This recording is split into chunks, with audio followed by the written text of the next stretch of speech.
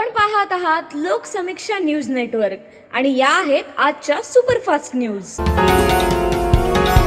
या बातमीपत्राचे प्रायोजक आहेत नंदिनी कलेक्शन, फक्त महिलांचे परिपूर्ण दालन, माऊली निवास, कल्याण मंडपमच्या बाजूस, यशोधन नगर, परभणी।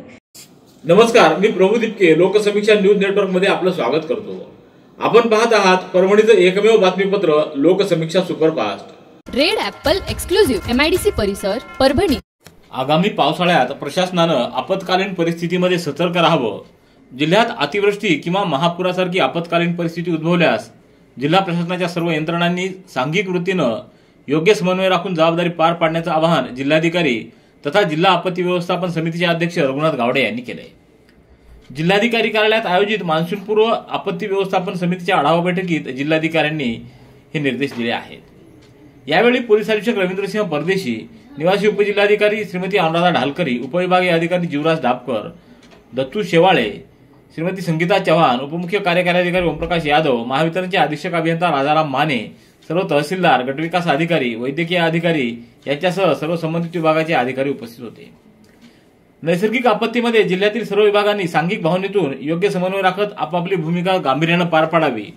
या काळात विभाग प्रमुखांना जिल्हाधिकारी यांच्या परवानगीशिवाय मुख्यालय सोडू नये असे निर्देश देत उपविभागीय अधिकाऱ्यांनी तहसीलदारांनी आपापल्या स्तरावर तालुकास्तरीय आपत्ती व्यवस्थापन समितीच्या संयुक्त आढावा बैठका 13 मे पर्यंत घेऊन तसा अहवाल सादर करावा असे निर्देश देखील गावंडे यांनी दिले आहेत। परभणी शहरातील बस स्थानकासमोर विना नंबर प्लेटचे वाहन चालवणाऱ्या अनेक वाहन चालकांना वठणीवर आणण्यासाठी आज शहर वाहतूक पोलिसांकडून अभियान राबवण्यात आलं। सकाळपासूनच विना नंबर प्लेटच्या गाड्या पकडण्यात आल्या। या वाहनधारकांवर मोटार वाहन कायद्यानुसार दंडात्मक कारवाई करण्यात आली। त्यामुळे वाहन चालकांमध्ये एकच खळबळ उडाली होती। विना नंबर प्लेटची अनेक वाहनं पोलिसांनी ताब्यात घेतल्यानंतर तब्बल 15 वाहनांवर दंडात्मक कारवाई केली आहे।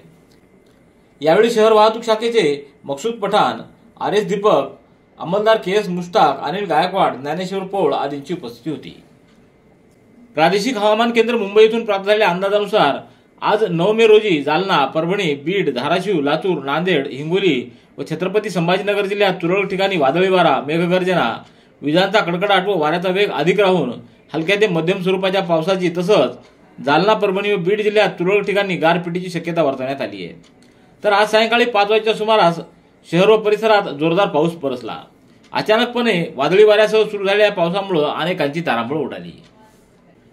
ICICI लोंबार्ड कंपनीकडे थकीत 200 कोटी रुपयाची रक्कम शेतकऱ्यांना तात्काळ अदा करण्यात यावी अशी मागणी हेमचंद्र शिंदे, सुभाष कदम, गोविंद लांडगे, विश्वंभर गोरवे, बाळासाहेब भालेराव यांच्यासह अन्य नेते मंडळींनी जिल्हा प्रशासनाला सादर केलेल्या निवेदनाद्वारे केली आहे।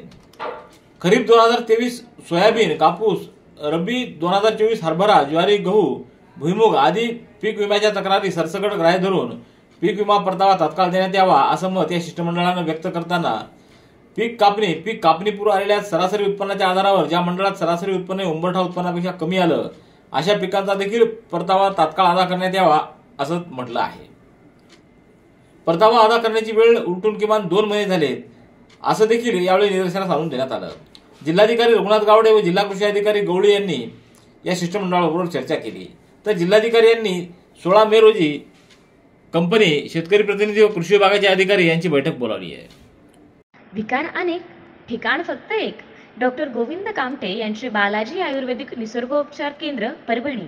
मूळव्याध, गुडघेदुखी, मूतखडा, शुगर, वात, दमा, महिलांचे आजार, लकवा व सर्व जुनाट आजारांवर खात्रीशीर उपचार। वेळ सकाळी 9 ते रात्री 8 पर्यंत। पत्ता आघाव कॉम्प्लेक्स, महात्मा बसवेश्वर चौक, उघडा महादेव मंदिर परिसर, कारेगाव रोड, परभणी। मोबाईल 9921691008। परभणी शहरातल्या गुलशनाबाग परिसरात असलेल्या यशवंत कॉलेजला लागून असलेली मोठा मारुती परिसरातील ग्रामदैवत द्रुपदा माईच्या मंदिराच्या आजूबाजूचं अतिक्रमण हटवून मंदिर भाविकांच्या दर्शनासाठी खुलं करून देण्यात यावं अशी मागणी शाक्त सेवा परिषदेच्या वतीनं जिल्हाधिकाऱ्यांकडे निवेदनाद्वारे करण्यात आली आहे। या मंदिर परिसरात अतिक्रमण करून देवी बंदिस्त करण्यात आली आहे। देवीला शेंदूर न लावू देणं, तिला अर्पण केलेलं पूजेचं साहित्य फेकून देणं, महिलांना अश्लील बोलणं व देवीला पत्र लावून बंदिस्त करण्याचा प्रकार सुरू असल्याचं निवेदनात नमूद करण्यात आलं आहे। निवेदनावर नितीन सावंत, बायजाबाई घोडे, जिजाबाई गायकवाड, बाबू कदम, अशोक रसाळ आदींच्या स्वाक्षऱ्या आहेत। छत्रपती संभाजीनगर जिल्ह्यातील सिल्लोड तालुक्यातील चिंचखेडा इथं छत्रपती संभाजीनगरकडून भरधाव वेगाने येणारी थार जिप्सी कार दुभाजकावरून वळण घेत असलेल्या ट्रॅक्टरला धडकल्यानं थार गाडी रोडच्या बाजूला असलेल्या बुढा सांडू वाणी यांच्या राहत्या कुडाच्या घरात पूर्णपणे आतमध्ये जाऊन घुसली. मात्र बाहेर कशाचा आवाज झाला म्हणून बुढावाणी घरात बसलेली पत्नी व आईसह तिघेजण बाहेर गेल्यानं नशीब बलवतर म्हणून ते सुदैवानं वाचले. मात्र घरातील खाण्यायोग्य संसारोपयोगी साहित्य याचं चांगलंच नुकसान झालंय. ट्रॅक्टरला धडक बसल्यानं ट्रॅक्टरचं देखील मोठं नुकसान झाल्याचं सांगण्यात आलंय. महाराष्ट्र राज्यात 1 मार्च पासून उष्माघाताच्या रुग्णांची नोंद करण्यात येत असून आतापर्यंत 202 रुग्णांची नोंद झाली आहे. मात्र आतापर्यंत एकाही रुग्णाच्या मृत्यूची नोंद झालेली नाही. सर्व जिल्ह्यांमध्ये उष्माघात रुग्णांवर उपचार करण्याची सुविधा पुरवण्यात आली असल्याची माहिती आरोग्य विभागाचे सहसंचालक डॉक्टर राधाकिशन पवार यांनी दिली आहे. उष्माघाताचे सर्वाधिक 23 रुग्ण नाशिक जिल्ह्यात आढळले असल्याची माहिती देखील देण्यात आली. संबोधी अकादमी महाराष्ट्राच्या वतीनं येत्या 26 मे रोजी 23वा सर्वधर्मीय सामूहिक विवाह सोहळा परभणीतल्या महात्मा फुले विद्यालयाच्या प्रांगणावर आयोजित करण्यात आला असल्याची माहिती संबोधीच्या वतीनं देण्यात आली आहे. नवविवाहितांना संबोधी अकादमीच्या वतीनं विवाह प्रसंगीची शुभ्र वस्त्र व भोजन आणि महाराष्ट्र शासनाच्या सामाजिक न्याय विभागाकडून कन्यादान योजनेअंतर्गत 20,000 रुपयाचा धनादेश देण्यात येणार आहे. यासाठी मुलीचं वय 18 आणि मुलाचं वय 21 वर्षे पूर्ण असणं आवश्यक आहे. त्यासाठी वयाचा पुरावा द्यावा लागेल. 4 फोटो व दोघांपैकी एकाचं जातीचं प्रमाणपत्र जोडणं देखील आवश्यक आहे. विवाह नोंदणी विनामूल्य असून संबोधी विद्यालय सारनाथ कॉलनी धार रोड इथं नोंदणी करावी. ही नोंदणी 20 मे पर्यंत करावी असं आवाहन समाजभूषण भीमराव हाते यांनी केलं आहे. परभणी जिल्हा पोलीस दलाच्या आस्थापनेवरील रिक्त असलेल्या 111 पोलीस शिपाई व 30 चालक अशा एकूण 141 पदांसाठी भरती प्रक्रिया सुरू करण्यात आली आहे. दिलेल्या मुदतीत एकूण 12,020 उमेदवारांचे अर्ज ऑनलाईन पद्धतीने प्राप्त झाले असून एका जागेसाठी 85 उमेदवारांमध्ये स्पर्धा लागणार आहे. दरम्यान पोलीस शिपाई आणि चालक पोलीस शिपाई भरतीमध्ये एकापेक्षा जास्त आवेदन अर्ज सादर केलेल्या उमेदवारांना हमीपत्र लिहून देणं बंधनकारक राहणार आहे. शिपाई पदाच्या 111 जागांसाठी 6,224 तर चालक पदाच्या 30 जागांसाठी 5,036 उमेदवारांचे अर्ज शुल्क प्राप्त झाले. राज्यातल्या विविध जिल्ह्यांमध्ये राबवण्यात येत असलेल्या पोलीस भरती प्रक्रियेत ज्या उमेदवारांनी एकापेक्षा जास्त ठिकाणी अर्ज सादर केले आहेत अशा उमेदवारांनी कोणताही एक घटक करणं निश्चित आवश्यक आहे. यासाठी पोलीस अधीक्षक कार्यालयात स्वतंत्र कक्ष सुरू करण्यात आला असल्याची माहिती देण्यात आली आहे.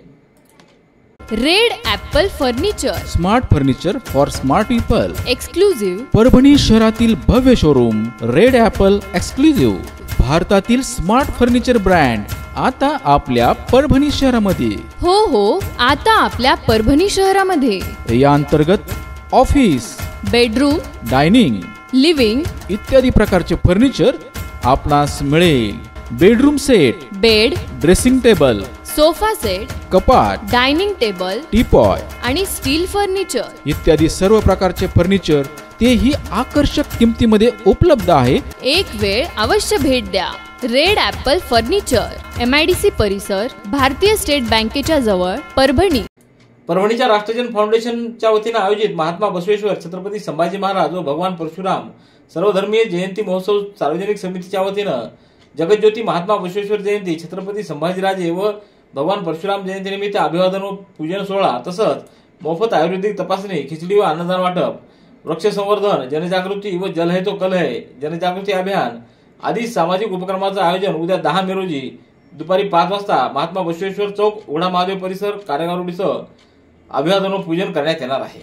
या कार्यक्रमासाठी बंडू पातलिंग, धन्यकुमार शिवणकर, शिवलिंगाप्पा खापरे, डॉक्टर राजगोपाल कालानी, पवन निकम, बंडू सराफ, राजेश देशपांडे, कमलकिशोर अग्रवाल, वीरभद्र स्वामी, रामेश्वर कुबडे, भालचंद्र गोरे, रामेश्वर शिंदे, शेख सरफराज आदींसह विविध क्षेत्रातील मान्यवरांची उपस्थिती राहणार आहे.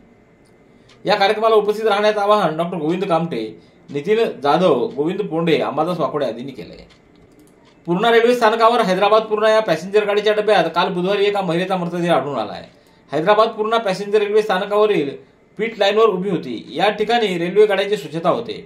स्वच्छतेचं ते काम सुरू असतानाच रेल्वे कर्मचाऱ्यांना डब्यातील स्वच्छतागृहाजवळ महिलेचा मृतदेह आढळून आला. लगेचच रेल्वे पोलिसांनी त्या महिलेची ओळख पटवली. तेव्हा ती महिला तेलंगणातील रहिवासी असल्याचं व सीताबाई चन्नैया लक्ष्मीगारे असं त्या महिलेचं नाव असल्याचं पोलिसांच्या तपासात निष्पन्न झालं. रेल्वे पोलिसांनी तातडीनं त्या महिलेचा मृतदेह परभणीच्या जिल्हा रुग्णालयाकडे रवाना केला आहे. हवामान विभागानं वर्तवलेल्या अंदाजानुसार आज सकाळच्या सुमारास नागपुरात मुसळधार पाऊस पडतोय. सकाळी 9:45 सुमारास संपूर्ण अंधार पडलेला होता. जणू सायंकाळ झाल्यासारखं भासत होतं. वाहन चालकांना आपल्या वाहनाचे हेडलाईट सुरू ठेवून वाहनं चालवावी लागत होती. शहरात सर्वत्र जोरदार पाऊस सुरू असून नागरिकांची चांगलीच तारांबळ उडालेली दिसून आली आहे. या अवकाळी पावसामुळे शेतकऱ्यांच्या उन्हाळी पिकांना देखील मोठा फटका बसलाय. परभणी जिल्ह्यात नुकतीच तलाठी पदभरती 2023 प्रक्रिया राबवण्यात आली असून त्यानुसार सर्वसाधारण गुणवत्ता यादीनुसार 81 उमेदवारांना नियुक्ती आदेश जिल्हा प्रशासनाकडून देण्यात आले आहेत. तरीही जिल्हा आस्थापनेवरील तलाठी पदभरतीबाबत नियुक्ती आदेश प्राप्त न झालेल्या निवड यादीतील 14 उमेदवारांना व प्रत्यक्ष यादीतील उमेदवारांना काही अडचणी समस्या आल्या असल्याने सार्वत्रिक लोकसभा निवडणूक 2024 ची प्रक्रिया पूर्ण झाल्यानंतर जिल्हाधिकारी कार्यालय आस्थापना विभाग यांच्याशी संपर्क साधण्याचं आवाहन जिल्हा प्रशासनाकडून करण्यात आलंय. वसंतराव नाईक मराठवाडा कृषी विद्यापीठ परभणी अंतर्गत विविध महाविद्यालये, विभाग आणि संशोधन केंद्राच्या अंतर्गत व्यापक क्षेत्र आणि कार्यालय आहेत. त्यांच्या सुरक्षेसाठी असलेल्या विद्यापीठ सुरक्षा समितीची बैठक काल कुलगुरू डॉक्टर इंद्रमणी यांच्या अध्यक्षतेखाली संपन्न झाली. यावेळी doctor Khidar Beg, doctor Uday Khodke, doctor Dharmad Gokhale, Purbha Kale, Pravin Nirmal, doctor Rajesh Kadam, Purushottam Sudke, doctor Gajanan Gadde, doctor Sandeep Payal, doctor Harish Achari आदींची उपस्थिती होती. याबरोबरचे बातमीपत्र संपलं. पुन्हा भेटूया उद्याच्या सुपरफास्ट बातमीपत्रात. पाहत रहा लोकसमीक्षा. तुम्हाला हे बातमीपत्र कसं वाटलं याबद्दल आपली प्रतिक्रिया नोंदवा. दररोजचे अपडेट्स मिळवण्यासाठी लोकसमीक्षा चॅनलला सबस्क्राईब करा. धन्यवाद.